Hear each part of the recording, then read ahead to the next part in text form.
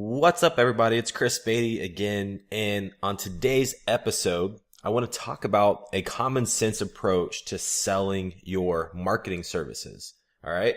So I'm sure you guys have all been at the point where you're ready to sell in your marketing agency, and you probably have butterflies in your stomach, or maybe you even feel a little bit nauseous, right? Maybe you can relate to that. Right? Your mind feels like a whirlwind with negative thoughts and self-doubt popping up at every single corner. And you're thinking, what if I mess up my pitch? Or what if they say no? Or how long should I talk for? What if they hang up on me? How do I respond if they only want to know the price of my services? If you're someone that likes to go in person, maybe you think, how can I be sure that they won't make fun of my face, right? I think you get the idea. And honestly, this list could go on forever and ever. There's literally no shortage of negative self-talk that seems to rage through our heads right before we engage in a conversation with a potential client. And unless you're already an experienced marketing consultant with some sales and some clients under your belt, this whole, mind mania, it can cripple your prospecting efforts and your sales conversations. But there's good news. All right. It doesn't have to be that way. And I'm about to reveal 3 of my best tips for silencing your inner Debbie doubter and having more successful sales conversations. So the first tip, minimize the pressure you put on yourself. All right. Sometimes when I'm coaching beginner level local marketing consultants, agency owners, I am so amazed at the complexity and the length of some of the, I guess you would call them scripts that I see. Right? The little script that you write out before you're going to pick up the phone and talk to somebody, or at least what you have in your mind right before you go in and maybe talk to a business owner.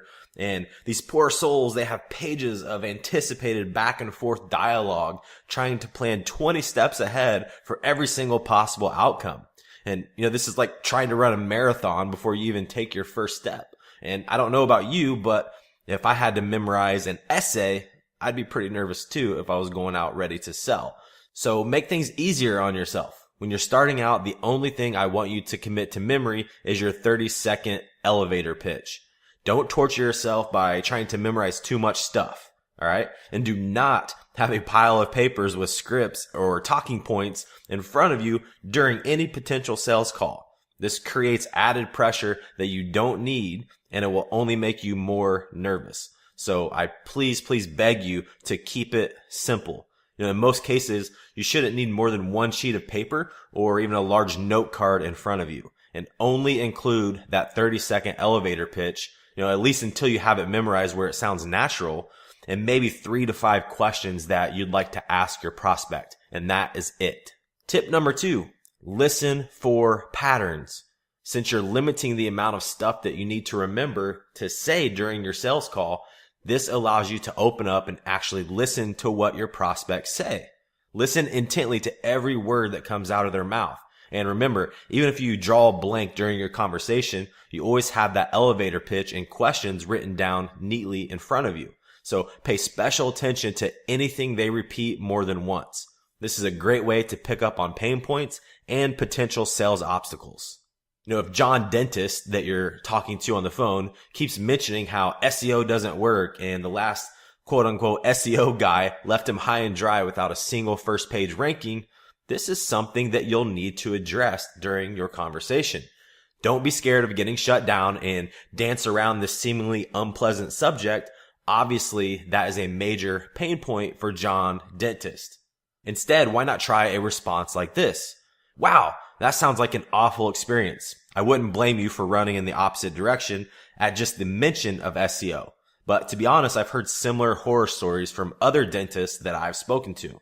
Clearly, this is a big problem in our industry, and that's why, and then put the name of your company, we make sure that never happens to our clients. This is how we ensure that never happens. All right, and that is what we call a segue. The first thing, it lets your prospects know that you're not a sales robot devoid of all emotion. The second thing, it shows you're capable of compassion and empathy. The third thing it does is it helps position you as a trusted expert since you're acknowledging their problem and explaining how you have fixed it for other clients. As always, you want to be as genuine in any response like this as you possibly can. And do me a favor, please do not print this out on your note sheet and read verbatim during your sales call. Remember, the goal is to not sound like a robot. And tip number 3, be flexible. Charles Darwin said, "It's not the strongest or the most intelligent who will survive, but those who can best manage change." I know, probably getting a little bit philosophical on you. It's probably what you're thinking, right? But it's not exactly the intent. I love this quote because it's a great reminder for us to be flexible.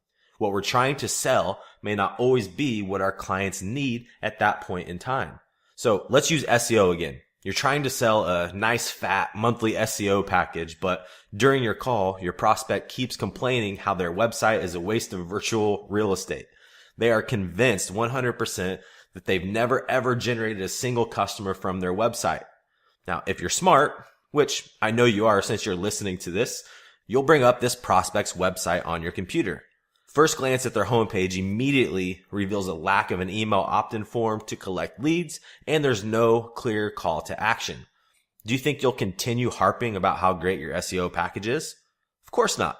Instead, you'll switch gears to explain how these 2 simple changes to the homepage can greatly increase the leads and the interest generated from their website. Doing it this way, you're addressing a true immediate need that the client has, and you're delivering value in the process. So after they hire you to fix their website, then you can upsell them on your SEO package. So that's all for this episode, guys. I appreciate your time today. I hope you've enjoyed these tips. I encourage you to go out there and sell, but don't beat yourself up about it. All right. Until next time, prospect and prosper.